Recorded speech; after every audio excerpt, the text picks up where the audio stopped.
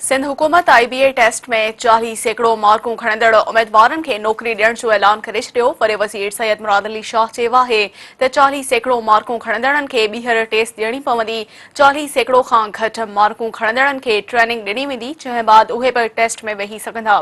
वॾे वज़ीर Syed Murad Ali Shah press conference कंदे चयो आहे त असां वटि स्कूल मौजूदु आहिनि, पर उस्ताद न आहिनि। सिंध हज़ारे स्कूल बंदि पियल आहिनि ऐं किथे शागिर्द स्कूल नथा वञनि। ॿार वण हेठां पढ़ी सघे थो, पर उस्ताद खां सवाइ नथो पढ़ी सघे।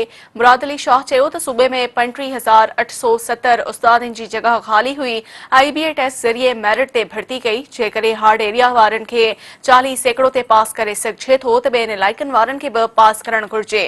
वॾे वज़ीर चयो त हार्ड एरिया में 40 सैकड़ो मार्कनि ते पास करे सघिजे थो त वॾनि शहरनि में बि ईअं थियणु घुर्जे। 25 सैकड़ो मार्कूं खणंदड़ उम्मीदवारनि खे बि 1 महीने ताईं ट्रेनिंग ॾियणु चाहियूं था।